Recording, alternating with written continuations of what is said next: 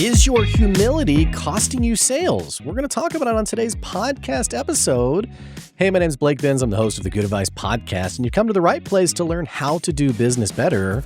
Let's talk about how to get more deals and make more revenue for your business and how, well, some things can really slow you down. Before we dive in, here's a word from one of the amazing businesses who sponsored today's episode. Check out this ad, and we'll be back soon. Do you ever feel like your payment processor is robbing you blind? For some of us, it's not blind. We look at the amount of money that's going to our payment processor month after month, and a lot of times we ask ourselves, is there a better way? I'm making good money, yet so much of it isn't actually ending up in my pocket. In the world of payment processing, in many cases, it's a cashless world, so you have to have a payment processor you can really trust. I personally am a big fan of Brad Norwood, who's the owner of PrimePaymentsUSA.com. Brad's a business owner himself. He knows all the challenges that come with running a business. More importantly, he knows the value of an individual customer. See, some of these bigger businesses, they're all about scale. They're all about bringing in as many customers as possible. But do they know your name? Do they know your business? Do they know what's important to you? In many cases, the answer is no. And in worst cases, they're just looking to get as much money from every transaction that you work hard for, which really doesn't feel too good. So you got to reach out to Brad Norwood today and understand how he's doing business and why it can save you money month after month. More importantly, you might even ask him about his zero-fee payment processing that he's offering to a select few of people. Go to PrimePaymentsUSA.com and start putting the money that you worked hard for back into your pocket. All right, so this is a little bit of I'm a little hesitant on this one. You know, every now and then I put out a podcast episode where I give a little bit of a disclaimer. And, you know, today's no different. We're talking about humility today. Let me just say right off the bat, I'm not saying there's anything wrong with humility. I'm not saying to not be a humble person. I'm not saying there's any like moral issue with the concept or value of humility. Humility is important to my life. It's an important cornerstone piece of my identity.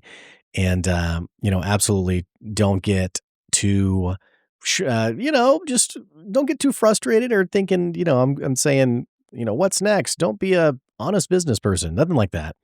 But I do want to talk about where we sometimes talk about humility as an excuse for a lack of confidence in business. And that's what I want to be able to address today. So I had a guy, this was years ago. I told the story also at a networking event this morning. I had a guy years ago who was pitching me some of his services, or rather he was showing me some of his work. And I said, hey, well, do you think I should hire you? And I thought at the time, his work was so good. I thought at the time he was going to say, oh yeah, of course you should hire me. But instead what instead happened is I said, do you think I should hire you? And he goes, that's your call. Maybe.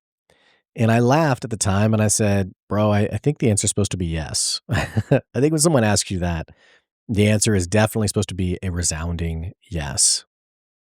Now, what I will say is in the several years of running Good Advice and working with so many different business owners, there is a type of business owner that is lacking confidence, that is lacking their own self-validation, lacking a sense of quality around what they do, and they're lacking a sense of place of how their services fit the marketplace or fit the landscape compared to their competitors. Now, saying all of that all probably sounds really bad. It's probably like, ooh, I don't want to be that. And unfortunately, it's not uncommon that I come across people like this. Now, that's not to have any kind of implication around someone's character or anything of that sort, but I have noticed this as being a real detractor when it comes to the momentum for your business. When someone calls me and they say, hey, Blake, are you the right answer? Once I have properly validated this person, and when I say validated, I don't mean you're so cool, you're so great. When I say validated, I mean I have confirmed this person is a good fit for me. So, like, let's take like an average consulting customer. So, someone might, or rather, a average consulting inquiry. Someone will reach out and they'll say, "Hey, I really need help growing my business." And one of the first questions I ask is, "Well, what's your revenue like?" And if someone says, I do a few $100 a month," if they're not making any money doing what they're doing, I mean, really, 100K is usually, if they're doing 10K months, I feel pretty good about us collaborating. But when they're less than that, when they're still small, it's, hey man, I'm wondering if this is the right investment for you because an outside person's really good for figuring out what's next for the business. And right now, it sounds like you're still looking for a strong foundation. It sounds like you're still working out sales. You're trying to figure out like your place, like what does this look like? And I want you to know that investing in these services would be a large investment. It would be a large investment that you would have to be comfortable making. And you'd have to understand that this is not like a life wrap for your business. It's not something to save your business. So usually it's pretty rare that I work with someone who they're a brand new business owner, but I can think of one example. There was a customer who he had 50 or $60,000 in startup cash, and so even though his business was new, even though he didn't have any revenue yet, he was like, "Hey, I feel very good making this investment with you because I don't understand the business world. I need to learn more about the business world. I need to understand how people buy, et cetera." But that's someone who's been properly validated. We are both on the same page that this is a good investment for you. This is the right time for your investment. And this is something that makes sense for you to actually do. And I'll give an example of a time that someone did this for me. I was trying to find an advertising company to help me, or really a marketing company to help me do some Facebook ads. And I got on a phone call with the guy who, I mean, man, I wish I could remember this guy. I wish I could remember his name or how to find him, or like I would love to reach out to this guy and be like, "Dude, thank you so much." But I had talked to a few different companies, and I finally get a hold of this guy and I say, "Hey, I need you to help me manage these Facebook ads." And he says, "Okay, so what's the offer?" And this was like early days good advice, early days consulting. And I don't remember what I said. I think I was like, "Well, I'm helping people grow their business." And he was like, "Yeah, but like, what's the offer? Like, what's the pitch? Like, what's like the one sentence, whatever."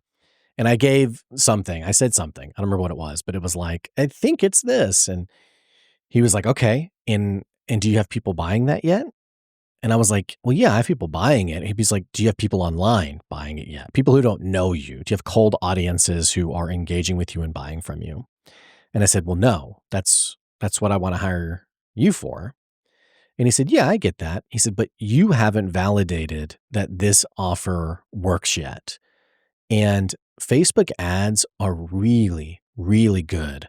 Once you have validated that you're selling something people will buy, it's a great opportunity to scale up your revenue. But until then, it can be a huge waste of money." So I was like, "Okay, well, what are you telling me?" And he was like, "Hold on to your money. Hold on to your money and whenever, call me whenever you feel like you've really validated it and you have an offer you want to scale." Now, I wish this is like so on brand, by the way. I wish I could say that I took his advice and I was like, "Okay, cool. I'm not going to do that." But instead, I went and I kept looking and I found someone who would take my money, crashed and burned, didn't make any money on it. And I wish I had listened to that person originally. And the bottom line is this is somebody who is validating that we're a right fit for each other. In the same way, I was on a phone call with the guy earlier this week who runs an apparel Shopify store, and he was calling me about SEO services. And he said, "I want to do SEO. I'm going to look at SEO. Let's do some business together." And looking at his business, looking at his website, talking to him about like the brand a little bit, I was like, "Man, I just don't see it. I don't see this working for you. I don't see this generating the ROI. I mean, it could, but there's probably going to be substantial risk with it. I don't feel like this is the right call for you right now." So, point being, this is not out. None of this is out of a lack of humility or confidence, but we are correctly validating Do you really need this? And am I the right person for you? And that second part is important because, you're going to do business a certain way. You're going to have an approach to business that is a certain approach to business that is a reflection of, your own habits and your attention to detail and, your own processes and what have you. So I had a woman who I was speaking to about a month and a half ago who she needed some management for her website. And this company that I bought, they do that. They manage websites at a flat monthly fee. And she said, "Hey, I need someone to manage my website." And I said, "Okay, great." And she said, "But hey, I need someone I can call on nights and weekends when there's an emergency. If I need something updated, it was like we move pretty quick. If we're putting something up and we need something revised, or which is kind of funny because our web management, the web management service doesn't do site edits anyway." But she was like, I just need someone who I can call on outside of normal work hours. And she said, the previous owner of your business, he was willing to do that. Now, as an aside, that owner had told me this woman's a nightmare.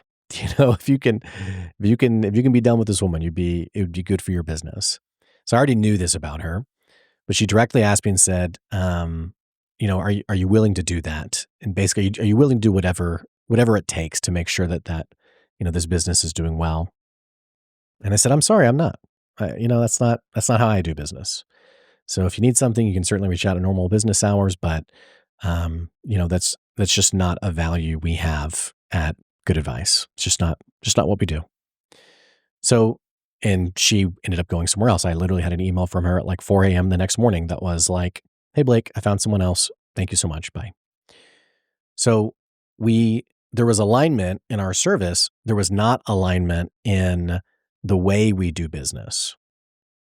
And you'll come across people every now and then too who want you to do unethical things or, can we just do it this way? And you're like, no, we don't do it that way. That's not how it happens. In our marketing company, sometimes we have people who, they're like, hey, can we go buy reviews? Or I was actually just talking to someone who, before we were having a conversation, he was like, I've already paid for all these reviews and Google removed all of them.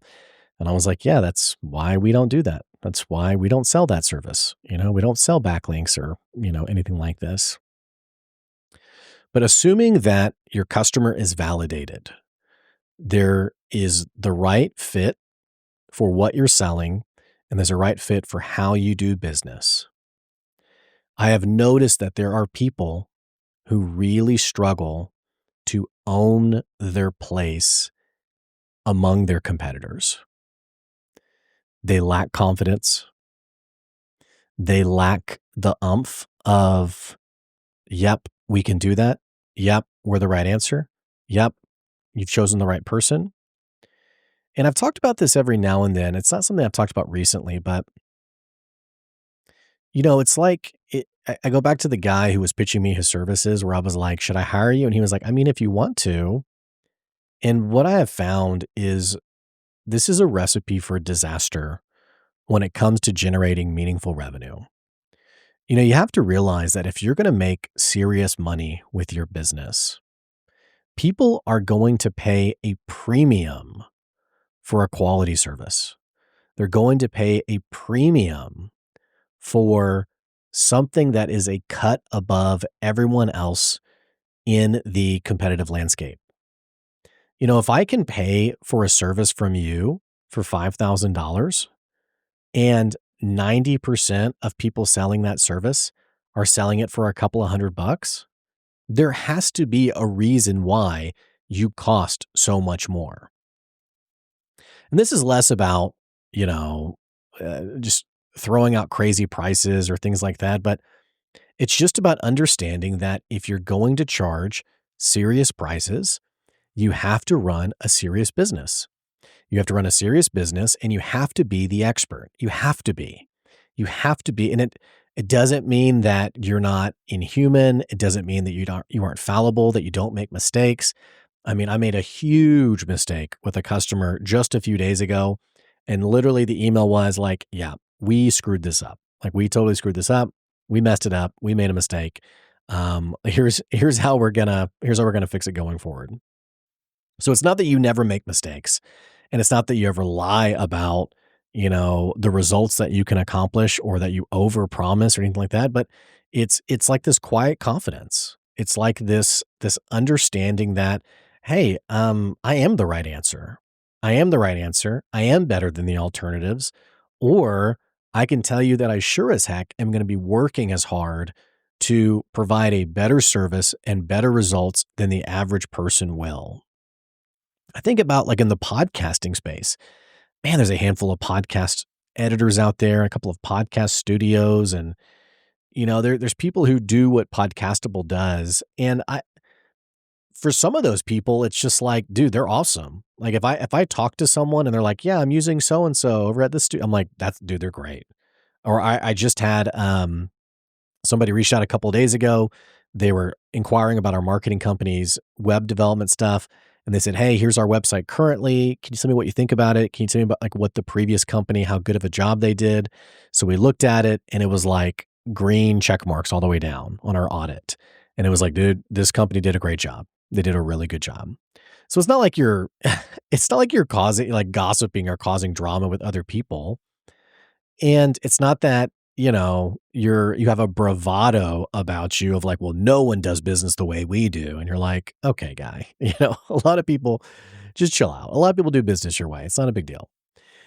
But again, it's like a quiet confidence. And the reason I talked about humility being an issue is because one definition of humility is considering yourself of low importance. Here's the nuance around this. In the grand scheme of things, I am literally some random dude. I'm just a dude, just a guy. It's like any accolades that I've gotten along the way, it's just like I'm just somebody I'm just trying to do the right thing and I'm just this random dude, you know? I have no aspirations for fame. I have no aspirations to be massive or anything like that. It's just I just want to be able to help people and otherwise I'm just a random dude.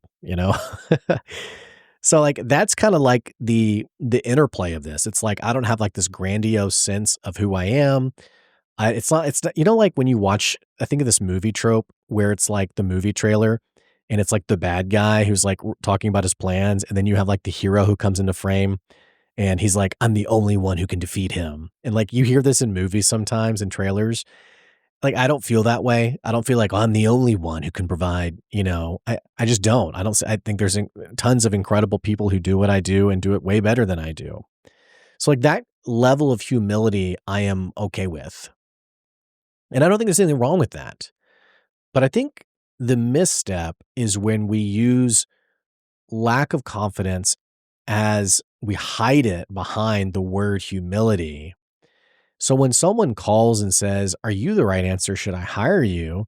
And you say, well, maybe. I mean, I don't know. I mean, hey, if you want to, none of that screams quality. None of that screams expertise. None of that screams, you're definitely worth my dollar. And it's like, if someone was to ask you that, you need to grab the microphone and be like, yes, yes, hire me. I am the answer. I can help you within within understanding that you actually are the answer. If someone's is calling you to hire you to do something you've never done before, you're not gonna, don't be the guy who's like, "Oh yeah, of course we can do that," and you've never done it before in your entire life. So like when someone calls me about Meta, like Pixel, Meta ads, I'm like, dude, we don't do it. I don't touch it. I've already lost plenty of money for other people for that, and myself include. I think I've spent probably like 20K Facebook advertising, probably closer to 15. And, so I'm really good at spending money. Actually, I just said that to someone the other day. We were talking about, pay, ad services. And I said, man, I can tell you what, I can definitely spend a lot of your money. Like if you want me to give a shot at this, I can guarantee you I will definitely spend every dollar you have. Now, will it convert? I have no idea. And we were kind of just if he had said like, let's do it, I would have still said, we're not going to do it.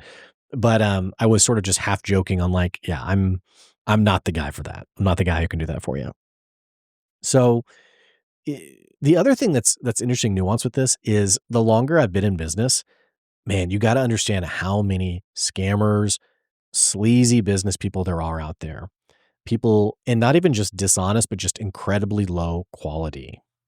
The longer you are in business, the more you will begin to not understand, the more you'll begin to see the insane number of corners being cut every single day, low, just under delivered promises, people who do things that they lack integrity, they lack honesty, they lack transparency. I mean, and I certainly have a bias towards this. I mean, I probably overindulge in this a little bit where, I take it really personal if everything is not exactly as we said it and promised. But, thinking this through, I mean, I just was talking to a guy the other day who he's with two people actually, two companies. Both of them, two guys are both with their national brands, but they're both here in Arkansas. And they both said the exact same thing. I'm spending a lot of money. I'm not getting any results, and I could not tell you what they're even doing for me. And for both of them, I mean, they're spending hundreds of dollars and they're not hearing from their providers. They're not getting any kind of results. It's like, yeah, I mean, I don't know. I'm doing marketing because someone told me I'm supposed to, And so the point being, the longer you are in business, you will grow in your confidence as you understand how low quality and how little other people are delivering. So sometimes when you say the absolute mic grabbing, yes, yes, I am the answer kind of response, it's because even though you're human, even though you're growing, even though you're getting better, even though it's the Pareto principle. I mean, like you're realizing the more you're realizing how little you don't know or how much you still have to grow. Like these are all, I think, great qualities of a lifelong learner. But on the same token, you also start to realize, yeesh, that's bad. Like I had one of my first podcastable customers. This guy sent me the podcast. He said, "Hey, we're really unhappy with the company we're using." And I said, "Okay, well, let me check it out." And he sent over some of the content and it was just bad. It was really bad. The audio quality was really terrible. It was desynced. So like, it's like an old movie, like a dubbed movie. Mouth's moving, but the audio isn't lined up. And hundreds of dollars, you know? Companies are spending hundreds of dollars on things like this. So once you start to like see the landscape, it absolutely becomes so much easier to, claim your area of expertise a little bit. It's like I think if someone was to call me tomorrow and they say, "Hey, I heard you're the guy," I'd probably make a joke and be like, "Yeah, I mean, I've heard that before. It's definitely possible." Um, I'm not going to drag other people's names through the mud. I'm not going to say, "Well, we're definitely better than those people." But if this person expects me to charge them a serious dollar amount for my services, they need to feel good that I feel good and that I'm experienced and I know what I'm talking about. I feel like this is something that's very difficult to do when you are struggling in your confidence. So, how do you grow in your confidence?